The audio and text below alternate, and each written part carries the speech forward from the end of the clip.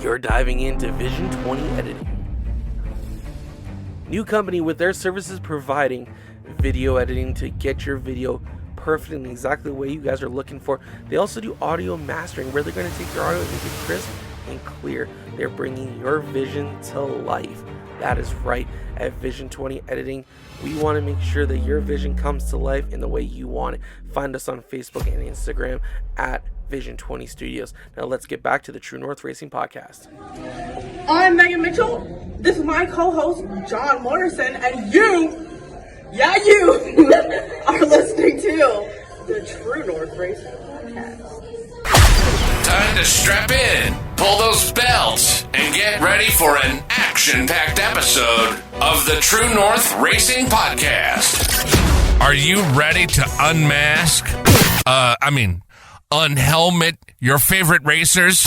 Get ready for the most fun you'll have outside the racetrack to get you ready for the next race.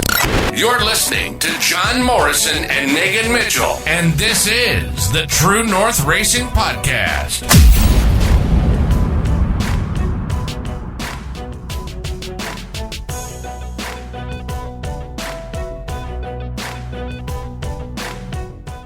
Welcome back, guys, to a new week of the True North Racing Podcast brought to you by Vision 20 Studios. My name's John Morrison, and joining me as always is our amazing co-host, Megan Mitchell. Megan, how are you doing? I'm good. How are you?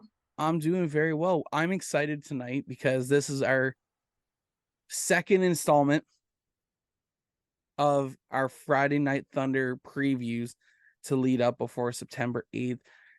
You guys are listening to us on a Thursday. We're going to drop these on Thursday, so you guys are listening to us on a Thursday today, so hopefully you guys enjoy this, and hopefully you guys enjoyed our conversation that we have with Laura and the entire and the assistant directors on Tuesday throughout the True North Racing Podcast. Megan, I'm excited for this one tonight. We have our first driver of the series up. We have the number 68, Aaron Turkey, joining us. How excited are you for this? I'm excited. I feel like we've never... I don't know. Aaron Turkey's someone that I feel like most people in the dirt world know his name. So it's like, this will be different. This will be cool. Absolutely. We're going to have a lot of fun tonight because, guys, this is not your typical show. Like I said, this is in partnership with Friday Night Thunder. We're going to be talking to a lot of people from the show over the next little bit here to gear you up for September 8th for the season premiere of Friday Night Thunder on APTN. Aaron Turkey is a guy you and I have both watched for years in the sprint car world, but not many people know about his beginnings and of course how he got involved with Friday Night Thunder. So this is going to be a great opportunity for a lot of people to learn about Aaron and what he does behind the scenes.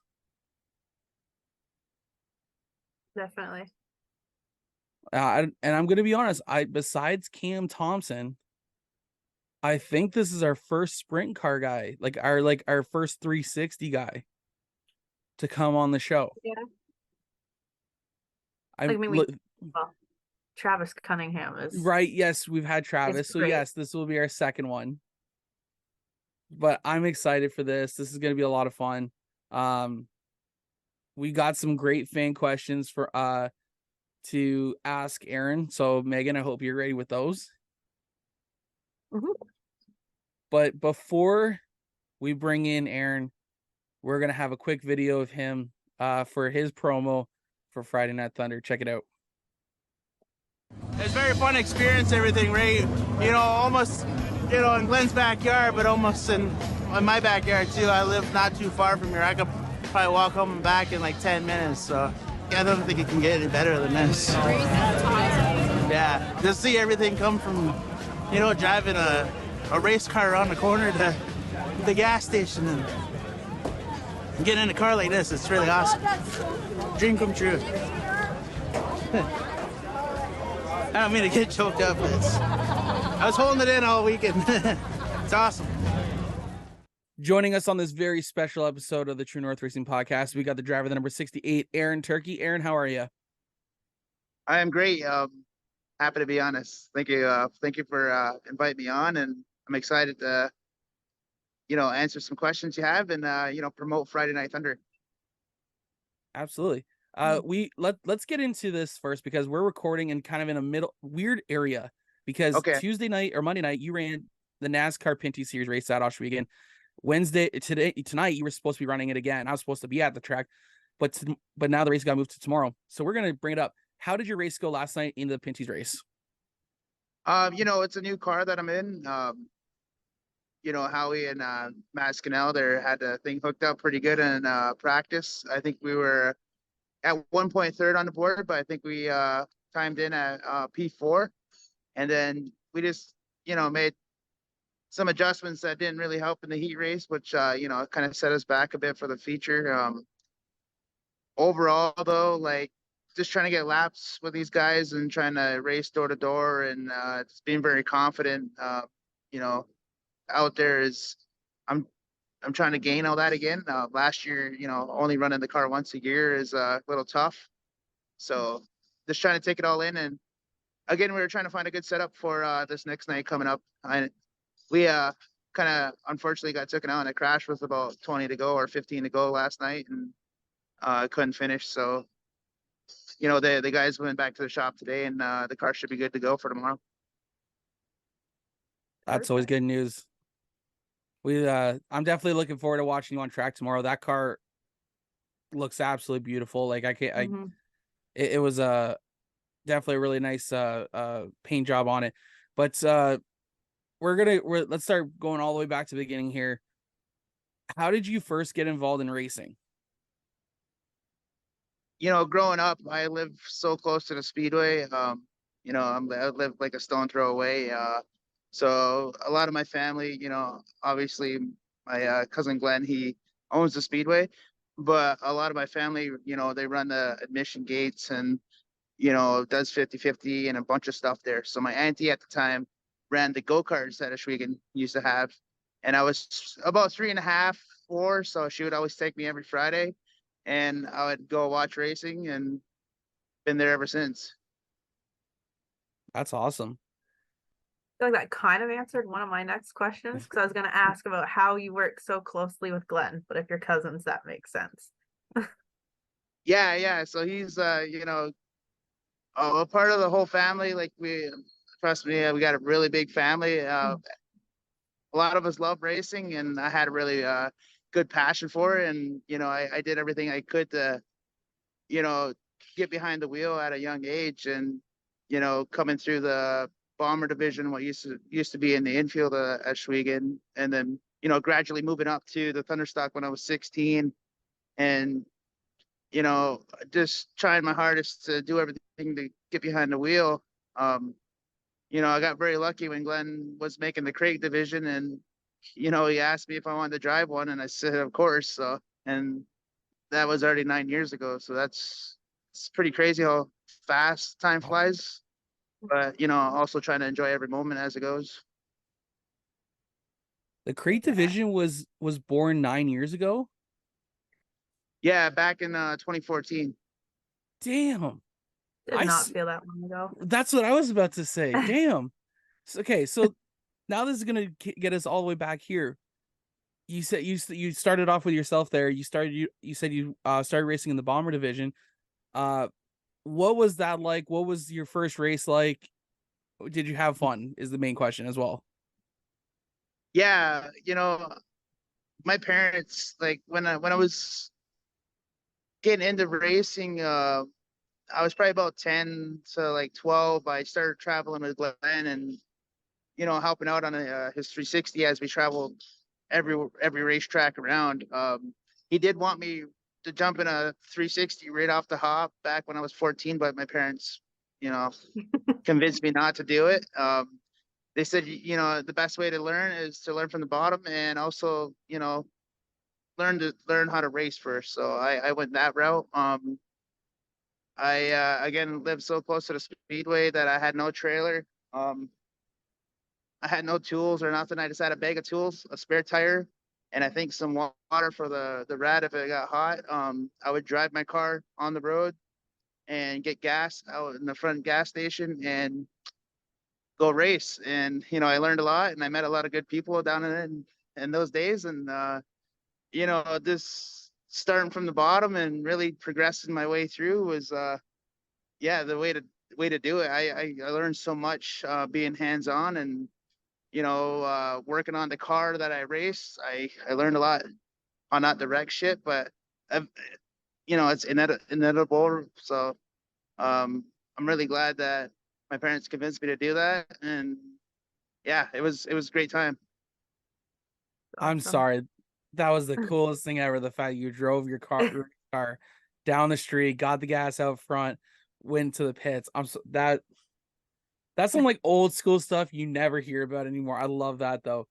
Um, so you know what? That's great though. Starting from the bottom, moving your way up. I think Drake has a song like that, which is awesome. He's an out. We can kind of lay that in there, but no, that's actually really cool. How your parents kind of said no, like you got to learn to race first.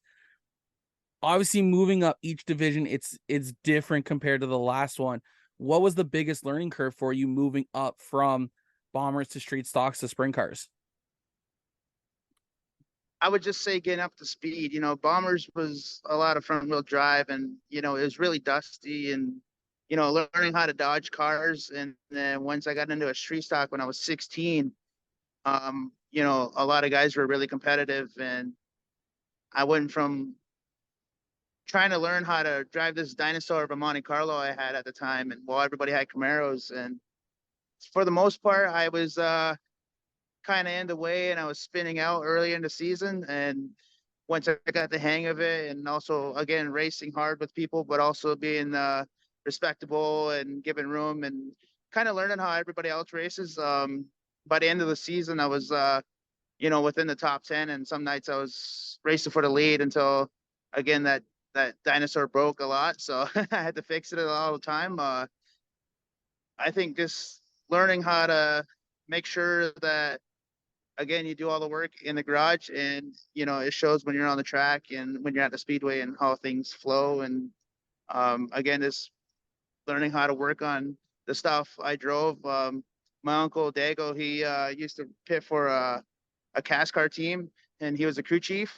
So again, I had him to guide me through all that, and to make sure I knew what I was doing, and to make sure he told me that I had to make sure I knew what I was wrenching on, and it would help me in driving, and that was the best way to go.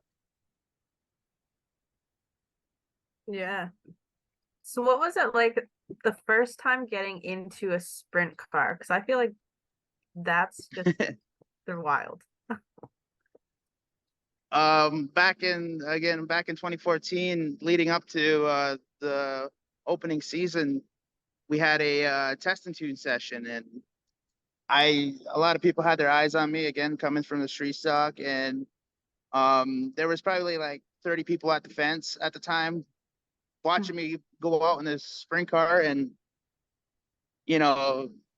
people being new to sprint cars, we always tell them don't lift, but it's a natural reaction to get to the end of the straightaway and want to lift as you turn. So I went out there in the first corner and I lifted, and the car like almost bicycled on me like 3 times, and I got up to speed, and I almost tagged the wall as well.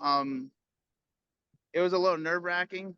I came in, I talked to my cousin, and they, just told me to hold it to the floor. So the next time I went out, there wasn't really nobody watching me, and I put it in the center of the track and didn't lift. So I kind of learned how to use the wing, to help with the downforce and turn. And, it showed right off the hop. Yeah, I think I was second, like on the first race night. I was in second place until I broke my rear end. So um, again, just getting into a Thunder car, which is really heavy, and then going to a sprint car, it was pretty exciting.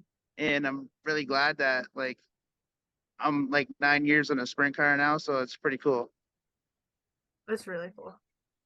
And I gotta ask about earlier this season, you and Glenn kind of went for like a wild ride. And I was actually just watching that video again the other day, and your reaction seemed pretty quick, but like what was going through your mind in a situation like that?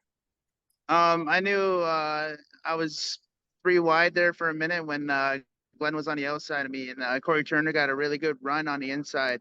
So I decided to follow him as I knew Glenn had the outside, and I was trying to make sure I was close to them coming out of the corner, I guess. And I seen Corey Turner get a little tight, and then he went a little bit wider than I anticipated, and he slowed up a little bit. And I just didn't have time to react. I tried to catch some brake, but by the time I caught the brake, unfortunately, I caught his right rear tire, and it just launched me up in front of Glenn. And last thing I remember seeing was the number 0, and then I went for a ride, and then I was a little shook up. It did hurt. It did really hurt. That's kind of why I kind of just took my time getting out of there. And once I realized Glenn was good too, like I just, I needed to take a moment and make sure I was good throughout my body before I even jumped out of the car. Mhm. And I didn't really know what to say at the time, so I didn't do an interview. I was more embarrassed than anything, taking out, my hero and the guy that, makes all this happen. And, unfortunately, it was like both of those cars only had 2 nights on them. So I felt, really heartbroken to, you know, have that happen, because I know a lot of work in the shop was done and a lot of dedication from the guys here at JSR. And, to have that happen early in the season, it was, a major setback, but I'm glad that we got back out the next week. It was just a lot of work that could have been avoided, but can't help it sometimes. Exactly. It happens. And I mean, we're just glad to see you're okay. I think we were there that night. Yep. And that was definitely scary to watch from the stands too. So we're just glad you're all right.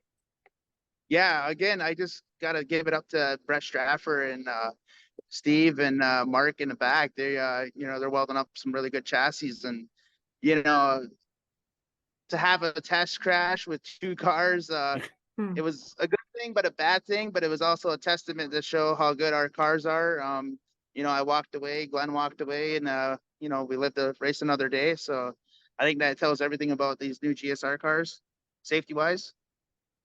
Big time. Oh yeah. And that was the big thing that Clinton was talking about that night afterwards, was saying like how well the safety is on those cars, and absolutely evident right there. And we're thankful that you're here today to be able to talk with us. So, it's great that you guys are able to race another day. Yeah. And so I guess jumping into the whole Friday Night Thunder thing, where did that begin? Like, where did your involvement begin? And when you first started racing, did you ever imagine yourself being a part of something like that? Derek Miller, actually, he was part of the APTN crew, and he had his own TV show at the time, doing like skits and stuff about music. So, he's seen the atmosphere racing with us each and Friday when he was racing. And we were joking about it, right, like 2017 or so. We were talking about, we should have a TV show here doing, because each year people come back to Ohsweken Speedway, and there's so much that's being done over the winter time, or sometimes even overnight. So we just wanted to show, like, everything that was involved in racing, and a part of being on the track with these guys, how much great atmosphere it is, even off the track, with all the friends and families and sponsors and everybody having a good time. So we talked about it, we joked about it, and then in 2019 they showed up with cameras and they said it was a go. So, and I was very lucky to be a part of the original cast, and still on there for doing season 4. So I think it's going pretty good. It's just getting used to the cameras and stuff was a little different, but for the most part, it helped me a lot. It helped me out a lot. I always tell myself I don't feel under pressure, even though I got mics on me and cameras. I got about 4 cameras on my car any given night. So I just, I'm just pretty used to it now, but I'm pretty excited to be a part of it. And I got young kids now too, so I was all for it to show them like how cool things are. They're gonna eventually see it down the road, or we can go back and show a really good production of how awesome everything is, racing. So Definitely. That's awesome. Yeah, because you know what this actually realized, you reminded me of, sorry. this is the original Drive to Survive. Yeah, Like that's exactly for like that's real. like you can tell me if I'm wrong, Aaron, because like I'm gonna be honest, I haven't been fully aware of the programming of Friday Night Thunder. I knew there was a TV show, but I was never able to catch it. But Yeah. after seeing all the promos and stuff like that, I'm really starting to get this Drive to Survive feel, but for sprint cars. Is that anywhere in the ballpark? Yeah, for real. Like I felt like once we got this out and they had the idea and stuff, I noticed that there was a lot of, you had the F1 one, and now there's the driven one as well with the sprint car drivers on dirt, like the big time, like Kyle Larson and all that. So I think we had a really good point here, and again, having a production company that didn't really come from racing, they had different views on it and definitely different angles. And I think they did a really great job. Really good promotion for every single team across the board. To get it out there on national TV is even better. Absolutely. That's for sure. Um, with that in mind, obviously, with with the COVID year kind of restricting what would have been a really good season two, I think, to now having season two, season three, kind of back to back seasons. How are you feeling with everything going on from Friday Night Thunder?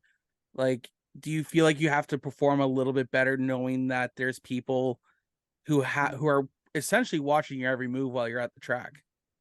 It could get kind of hard sometimes when we're not having when things aren't going our way.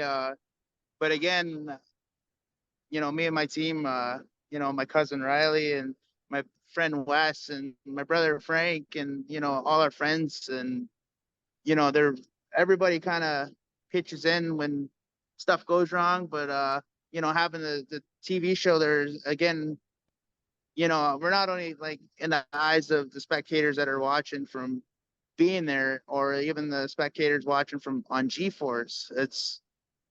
We're reaching out to a lot of people that, would never even be at a racetrack, I guess, but they love the production and they love the series. And I just try to take it all in because even finishing bad and stuff, I just really love to promote that. Like we do have a good time, and me and my team got a really good mindset. Like win or lose, we're still going home with our heads held high and writing notes down and making sure that we can try to come back and do good.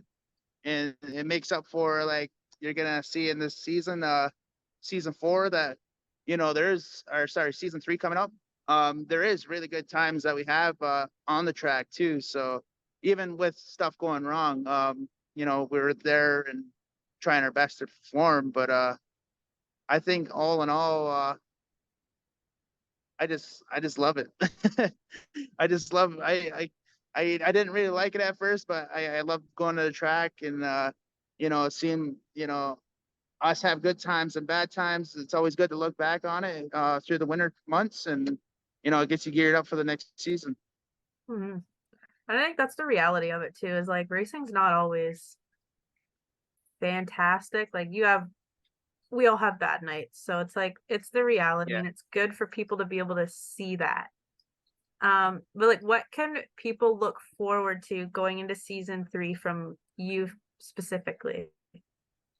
We had a few good nights and we had a couple good runs, and you're gonna see like even under bad circumstances and stuff not going our way that the team never gives up and we have a good couple outcomes. And also being in the Pinty's car the first time, I'm really excited to see that episode as well, and to see it through the lens of like the camera and stuff that was following me and seeing what they captured and stuff. I think everybody's gonna enjoy it, and I'm just as excited as everybody else. I haven't seen nothing, and it's kind of what I like about it too. I don't, we don't have, we just kind of film everything and they put it together, and it is what it is when it's on TV. And but they in past seasons, they capture a lot of good moments, and I think I think everybody's gonna enjoy it. I don't know, I'm excited. Oh, me too. Yeah. I got September 8th written down on my calendar that as soon as that show comes, as soon as Friday Night Thunder comes on, I'm not doing anything else that night. I'm gonna be tuned in, watching, because I'm excited for this. So with that being said, obviously, we're kind of foreshadowing a little bit here. You guys are in the process of filming season 4, right? Yeah. How's that been going for you throughout how what is that like this year? I'll see how it goes. I just came off a month break from having engine problems here, so I was out for a good 5 weeks, and we didn't really get to film too much on my part, but the other cast members are going to get really highlighted here, and I was still at the track each week trying to help some of these guys get better with their whether it's their new GSR cars or just trying to help them as drivers as well. So just I think it's gonna be pretty good. We got more expanded casts coming up here, and there's just so many really great characters at the Speedway each and every week, and I'm really glad that they're gonna be highlighting a lot of other drivers and especially a lot of the crew as well. So I'm looking forward to how it's gonna go. Mhm. Absolutely, that's gonna. I'm man, you're getting me so excited for this, and Yeah. I love it. Before we continue on, though, what we like to do is we do have a fan question period. So each week when we have our guests on, we do put out saying that, hey, we have so and so coming on, and so we got some questions for you. You ready to answer them? Yep. Perfect. Megan, you want to take away there? Alrighty. Rob Twitchett said, if you could go back and tell 14-year-old Aaron that was just starting Bombers one piece of advice, what would it be? Oh, that's a tough one. I'd tell him that, to that is a tough one. I don't I I learned a lot from, Rob Twitchett was one of the guys I raced with. So I would just say, just enjoy every moment. It happened fast. I was just a young kid at the Speedway, and now people call me a veteran. It's crazy. I'm only 27, so I would just tell my younger self to enjoy every moment. It's going by really fast, and next, I'm gonna be old as Kenny Schrader one day. That's good advice. Rob also said, has becoming a dad affected or changed your drive style or outlook on racing? It definitely changed my drive style a few, having this nasty wreck as well.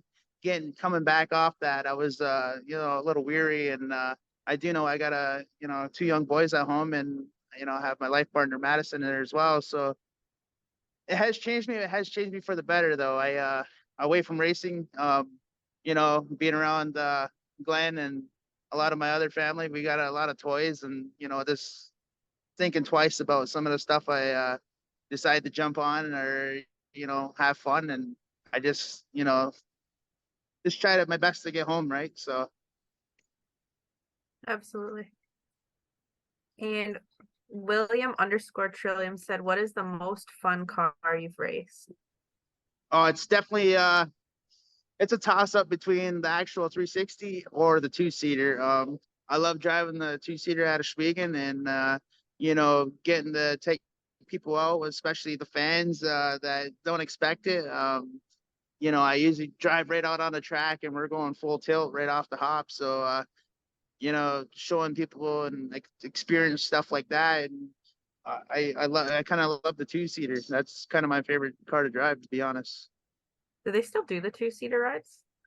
Yeah, we got 2 of them. Yeah, and I just haven't had time to recruit another driver for the other one yet, but also I'm kind of in the middle of racing 2 cars, so I just tried my best to focus on what we have right now. So I will be doing more 2-seater rides throughout the season when I can. We did have a couple off nights, so I got a few rides in. So all right, that's something I've always considered trying. I was gonna say, I got someone who wants to get into a sprint car to just she wants to drive, but I'd rather her not. but I want to get her into a 2-seater. So so let's listen to another question. How can people get a hold of whoever they need to book a 2-seater ride? We used to have a team that take care of it. They could either contact Clinton or either that or contact Glenn, and we'll get them hooked up. All right. Definitely going to keep that in mind because, like I said, I got someone who's really interested in getting behind, at least going for a ride along. Going for a ride, yeah.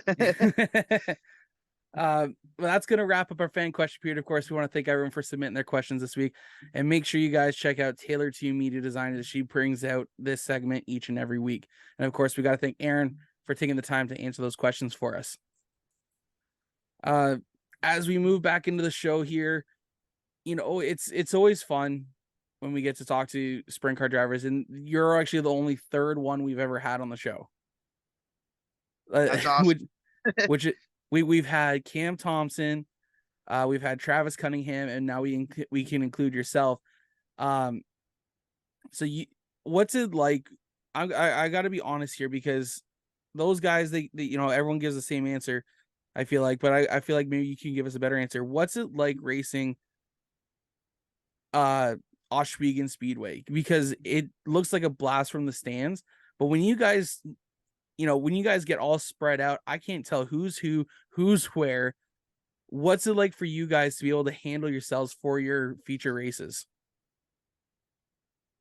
I think, we're very fortunate, and it shows with the car count that, other people have the same answer as me, that Ohsweken Speedway is the best track around, and we have the best racing surface, and, the surface never really takes rubber, which is a huge, plus tire wise. But, ripping the top of Ohsweken Speedway, like in early spring when there's a cushion and, passing cars, it's unreal. It's probably the best feeling there is. I just love everything about it, and trying to be on the edge, but also racing close wheel to wheel is, it's really a big thrill, and I'm very fortunate to be, one of the lucky guys to be out there behind the wheel of one of these cars, and I just enjoy everything about it. I love how sweeping the corners are, and how much speed we get to really hammer down and open up these motors. So I just feel like it's the best track, and there's 3, 4, or 5 racing groups at some point. So I just like everything about it. Hey, absolutely nothing wrong with that. I know we all love sitting up there in the grandstands or being able to watch from GeForce TV. So, and each week you guys put on a hell of a show, and we, I know for me, like it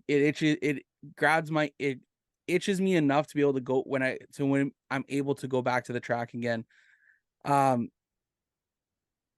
We don't want to take up too much more of your time tonight, because I can see you're a busy man. You're preparing, and I know you're preparing for tomorrow, but I want to do a little bit of foreshadowing here, because your episode's going to drop next Thursday.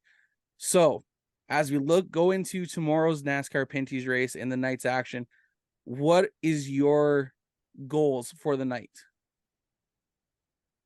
Going through night one was kind of just, have like depending where we were running, we were just going to run it with a test session, and also trying to figure out what we could do to make the car better. So going into night two,